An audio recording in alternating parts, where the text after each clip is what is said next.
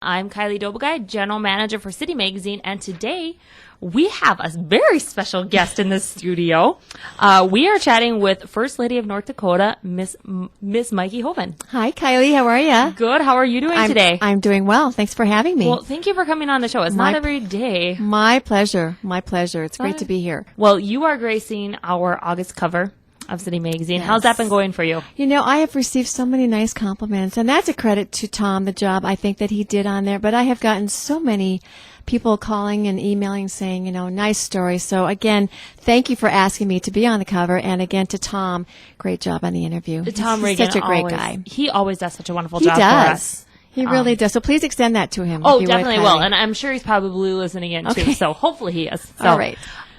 First and foremost, we got just a couple of questions that, you know, for our online listeners so that they pick up the issue of City Magazine. But we always like to give a couple of extra questions that possibly didn't get published in the issue so our online listeners could hear. Okay. So what I'm wondering first and foremost is, what is it like being the First Lady of North Dakota? Boy, that's a tough one to answer. Obviously, 8 years ago, it was pretty surreal and kind of hard to grasp. It's such an incredible honor, and it's one that I take very seriously. I have had 8 years now in this, and I love what I'm doing.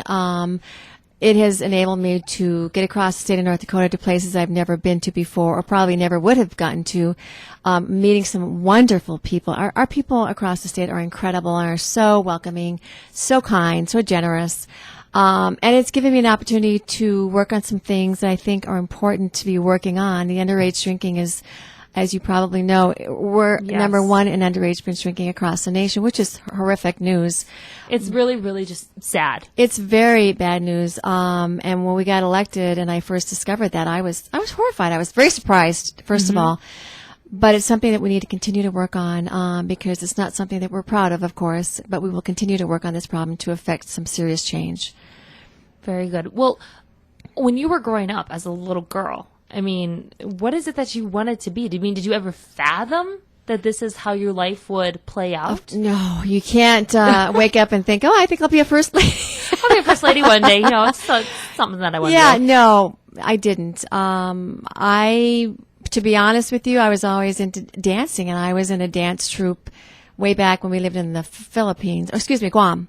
And I was a lead dancer at that time, and I loved to dance, and I actually considered becoming a professional dancer. But then I got back to the States and started going to school and realized that probably wasn't the best career path for me. So I got my degrees in business, and they have served me well. And no, you can't ever, I don't think, envision getting into this arena. But I will say that I think the degrees that I have and the experiences that I had growing up as an Air Force brat, because we moved so often, we were in like 20 different schools. Sometimes in 9th through 12th grade, I was in 4 different states, 4 different schools. But it made me flexible, resilient, and it also forced me to be pretty outgoing as an adult. Because many times I'd go into a school, and of course I have a boy's name anyway. So I'd have to put up with all the ridicule of, gosh, you have a boy's name. But it really made me pretty strong and forced me to become outgoing. And I just have to literally go up to kids and say, you know, I'm new in the school. Will you be my friend? Will you be my friend? As dumb as it sounds. Can I sit at your lunch table, please? Yeah, I had to do that. Yes. I really did. And it wasn't always easy, but it's something you had to do, and so it has served me well in this role. Well, it is so funny, though, when I learned that you were an Air Force brat, because I am an Air Force brat. I didn't realize that. Yes, my father was, I was born in Rapid City, South Dakota. When I was 6 months old, we moved up to the Grand Forks Air Force Base, and we did live there pretty much ever since. We got very fortunate.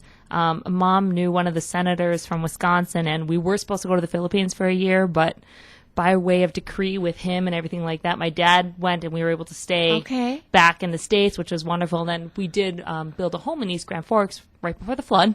Okay. So, well, that's interesting. Yeah, and I was so interested when I found that out, and I was like, you know what? That is the perfect background to have to do what you do. You know, it is. Although some people, as you probably know, some people do better in that arena than others. Some kids did struggle, and it was tough to move every year and leave your friends, leave your boyfriends, leave your school. For me, you know, I had a lot of brothers and sisters, so I think that was our friendships too there. So it works for some people. It doesn't work for all people. It did work well for me. But the Philippines, you would have enjoyed. We lived there for 2 years. Oh, wow. And it was interesting. I would have loved to have seen it. It was during that time frame, though. I was in the first grade, and that's when they had a volcano, and they had a typhoon, and they had like this militant thing going on. And so I'm kind of glad that we ended up not going, but it was, I mean, I didn't have the same experience as you had. Like, we didn't move as much, but it was still very hard to make friends because I was an only child, for one thing. Sure. And then in the 13, it was like a 13 complex and another 13 complex that we lived in, it was all boys. And then they would move, and then all new set of boys would always come. It just always seemed to be boys. Always boys. It was like, really, can't I just get like a Barbie doll to play you with? can probably get along with men really well. Oh, actually, you know what? I've never had a lot of good girlfriends. I have a lot more guy friends. Oh, my dad just had one isolated tour in 26 years of service. Wow. So that's not too bad. But it is tough. And, of course, my mom had 6 kids. I don't know how she did it, but she did it well. That's pretty she phenomenal. held it all together really well, yeah. So are you very, very close with your mother then? My mother's deceased, and she was, that's okay. She was my mentor. I always aspired to be like my mom. She just, again, we moved all the time, and she had 6 kids, and Dad was gone much of the time because of the job. But she did an amazing job raising all of us. And we, for most part, most of us turned out okay. And nice. Well, There always a few black sheep in the family. You're probably the one that you're thinking of. No, just kidding. They don't live here, so I can say that. Oh, that's funny. You're a very powerful woman. You're an independent woman. Well, thank you. I don't know if that's true, but thanks for saying so. Do you believe it's the man behind the woman that helps make the man, or is it the woman and the man together that make their life? I think, at least in terms of John and I, we are a partnership. We're a team. And we do everything together. We make all our decisions together. We talk about things that are important and go from there. So do I support John in things that he does? Absolutely. Absolutely. And I think it's important for a woman to do that too. It's also important for a man to support what the woman wants to do as well. Speaking from our perspective, from our marriage, we are a team, and we decide everything major going on in our lives together. And sometimes some decisions take longer than others. Yep. But we have to both feel comfortable in making things happen. And I think part of the spouse's job is to come home and have someone to vent to. Yes. I vent to him about things. He vents to me about things. And I think that's an important part of marriage. Has there ever been one time when he has made a decision that you just did not like or did not approve? And how do you handle that? I mean, I'm sure Michelle Obama's going through the same thing sometimes.